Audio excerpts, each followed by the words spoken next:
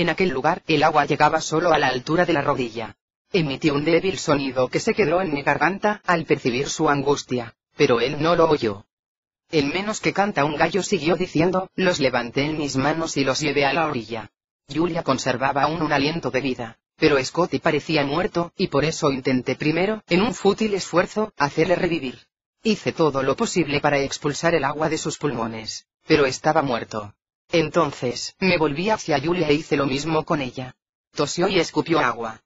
No abrió los ojos, pero al menos respiraba. Metí a los dos en mi coche y los llevé al hospital más próximo, donde se esforzaron en reanimarla. Pero fracasaron, como había fracasado yo con Scotty. Paul hizo una pausa y me miró a los ojos. Esta es mi historia, para una niña que piensa que es la única que ha sufrido, la única que ha perdido, la única que se siente abrumada por el dolor. Oh. Yo sufro tanto como tú, pero tengo también un sentimiento de culpa. Debí haber sabido lo inestable que era Julia.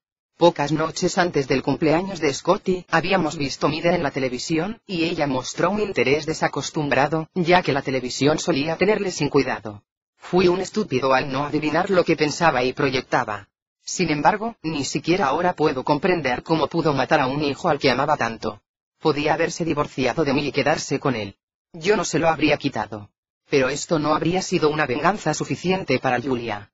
Tenía que matar lo que yo más amaba. Mi hijo. Yo me había quedado sin habla. ¿Qué clase de mujer había sido Julia? ¿Como mi propia madre? Mi madre mató para ganar una fortuna. Julia mató por venganza. ¿Iba a hacer yo lo mismo? No, desde luego que no. Yo lo haría mejor, mucho mejor, porque ella seguiría viviendo. Para sufrir hasta el fin. Lo siento, dije, con voz entrecortada, y le besé en la mejilla. Pero usted puede tener otros hijos. Puede volver a casarse. Él sacudió la cabeza, y le abracé, olvídese de Julia. Le grité, estrechándole con más fuerza, ¿no me está diciendo siempre que hay que perdonar y olvidar? Pues perdone usted también, y olvide lo que le ocurrió a Julia. Yo recuerdo a mi madre y a mi padre, siempre se hacían carantoñas y se besaban. Desde que era pequeña, sé que los hombres necesitan muestras de cariño. Yo espiaba a mi madre, para ver cómo apaciguaba a papá cuando éste se enfadaba. Lo hacía con besos, miradas tiernas y caricias. Eché la cabeza atrás y le sonreí, como había visto que sonreía mi madre a mi padre. Dígame cómo debe portarse una esposa en la noche de bodas. No quisiera defraudar al novio cuando llegue mi día. No te diré tal cosa. Entonces, me imaginaré que usted es el novio y que yo acabo de salir del cuarto de baño en camisón. O quizá debería desnudarme en su presencia. ¿Qué le parece? Carraspeó y trató de apartarme, pero yo me agarré a él como una lapa. Me parece que deberías irte a la cama y dejarte de juegos y comedias. No me moví. Le besé una y otra vez y vi que esto producía efecto, pues su cara enrojeció. Sin embargo, apretó los labios y pasó los brazos por debajo de mis hombros y de mis rodillas. Se levantó y, llevándome en brazos, se dirigió a la escalera. Pensé que iba a llevarme a su habitación y me sentí espantada, avergonzada y excitada al mismo tiempo.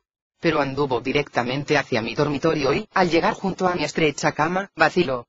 Me estrechó sobre su corazón durante un rato terriblemente largo, mientras la lluvia repicaba en los cristales de las ventanas. Parecía haber olvidado quién era yo y frotaba su áspera mejilla contra la mía. Me acariciaba, pero solo con la mejilla. Y una vez más, como siempre, yo tuve que hablar y echarlo todo a perder. Paul. Mi tímida voz le sacó de aquel profundo ensueño que, si yo hubiese guardado silencio, me habría llevado quizás a ver satisfechas unas ansias siempre reprimidas. Cuando estábamos encerrados allá arriba, nuestra abuela nos llamaba siempre engendros del diablo. Nos decía que éramos mala simiente plantada en suelo malo, y que nunca saldría algo bueno de nosotros. Nos hacía dudar de lo que éramos y de nuestro derecho a la vida. Fue tan terrible lo que hizo nuestra madre, al casarse con un medio hermano de su padre, que solo tenía 3 años más que ella. Ninguna mujer que tuviese corazón se le habría resistido. Sé que yo no habría podido. Él era como usted. Nuestros abuelos creían que nuestros padres habían cometido un pecado nefando, y por esto nos despreciaban, incluso a los mellizos, tan pequeños y adorables. Decían que éramos perniciosos. ¿Tenían razón? ¿Tenían derecho a intentar matarnos? Había dicho exactamente las palabras precisas para que recobrase el buen sentido. Me soltó rápidamente. Volvió la cabeza, para que no pudiese leer en sus ojos. Yo odiaba a las personas que me ocultaban sus ojos para que no pudiese ver en ellos la verdad. Creo que tus padres estaban muy enamorados y eran jóvenes, dijo, con voz extraña y tensa, tan enamorados que no se pararon a considerar el futuro y las consecuencias. Oh, exclamé, indignada. Cree que los abuelos tenían razón. Y que somos unos malvados. Se volvió de cara a mí, entreabiertos los gruesos y sensuales labios, furiosa la expresión. No retuerzas lo que digo para hallar un motivo a tu venganza. No hay razón que justifique el asesinato, si no es en defensa propia. Tú no eres mala. Tus abuelos eran unos fanáticos estúpidos, que hubiesen debido aceptar las cosas como eran y sacar de ellas el mejor partido. Habrían debido enorgullecerse de los 4 nietos que les dieron tus padres. Y, si tus padres se jugaron deliberadamente el todo por el todo al decidir que tendrían hijos, debo decir que ganaron la apuesta. Dios y la suerte estuvieron de vuestro lado, y os dieron belleza y conciencia de ella y, quizá, demasiado talento. Por lo menos, aquí hay una chica muy joven, rebosante de emociones adultas demasiado intensas para su edad. Paul. No me mires así, Catherine. No sé cómo le miro. Vete a dormir, Catherine Sheffield. Al instante. ¿Cómo me ha llamado? Pregunté, al retroceder él hasta la puerta. Paul me sonrió. No ha sido un desliz freudiano, si es esto lo que piensas. Dollanganger es un apellido demasiado largo. Sheffield sería mucho más práctico. Legalmente, podríamos hacer que cambiases de apellido. Oh. Me sentía mareada y chasqueada. Escucha, Catherine dijo, desde el umbral, y era tan corpulento que impedía que entrase la luz del pasillo. Estás jugando a algo peligroso. Estás tratando de seducirme, y eres adorable y difícil de resistir. Pero ocupas en mi vida en lugar de una hija. Y nada más. Llovía el día en que enterró a Julia y a Scotty. ¿Qué importa eso? Siempre que se entierra a alguien está lloviendo. Se apartó del umbral, echó a andar rápidamente por el pasillo, entró en su habitación y cerró de golpe la puerta.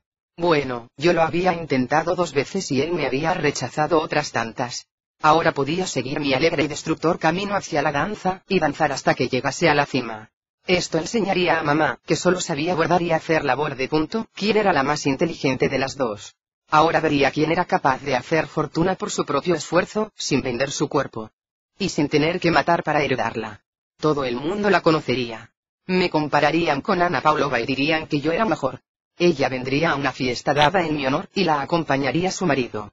Parecería vieja, ajada, cansada, mientras yo aparecería joven y lozana, y su querido Bart vendría directamente a mi encuentro, con ojos pasmados, y me besaría la mano. Jamás había visto una mujer tan hermosa y con tanto talento, me diría. Y su mirada me daría a entender que me amaba 10 veces más de lo que la había amado a ella. Después, cuando fuese mío y ella se hubiese quedado sola, le diría quién era, y, al principio, él no lo creería. Pero sí después. Y entonces la odiaría. Le quitaría todo su dinero. ¿A dónde iría a parar? Interrumpí mi pensamiento, sintiéndome confusa. ¿A dónde iría a parar el dinero, si se lo quitaba a mamá? ¿Volvería a la abuela? No a nosotros, a Chris, o a Carrie, o a mí, porque habíamos dejado de existir como Foxworth. Entonces sonreí, recordando los 4 certificados de nacimiento que había encontrado cosidos bajo el forro de una de nuestras viejas maletas. Oh, mamá, qué estupideces haces. Mira que esconder los certificados de nacimiento. Con ellos podía yo probar que Cory había existido, mientras que, sin ellos, habría sido su palabra contra la mía, a menos que la policía volviese a Bladstone y encontrase al médico que había asistido al parto de los gemelos. Además, estaba nuestra antigua niñera, la señora Simpson. Y Jim Johnston. Ojalá siguiesen todavía allí y se acordasen de los 4 muñequitos de porcelana de Dresde. Sabía que yo era mala, tal como había dicho la abuela desde el principio, nacida para el mal. Me habían castigado antes de hacer nada malo. Entonces, ¿por qué no había de aplicar el castigo a un crimen a cometer en el futuro? No tenía por qué verme acosada y arruinada, solo porque, en un momento de suma aflicción, había buscado amparo en los brazos de mi hermano. Iría al hombre que me necesitaba más. Si era malo darle lo que rehusaba con sus palabras y pedía con sus ojos, entonces, sería mala. Mientras me adormecía, empecé a pensar cómo sería la cosa. Él no me rechazaría y echaría de su casa, porque yo se lo impediría. No querría hacerme daño. Me tomaría y, después, pensaría que había tenido que hacerlo, y no se sentiría culpable, no se sentiría culpable en absoluto. Toda la culpa sería mía, y Chris me odiaría por ello, y se volvería a otra, como tenía que ser. Más fragante que las rosas.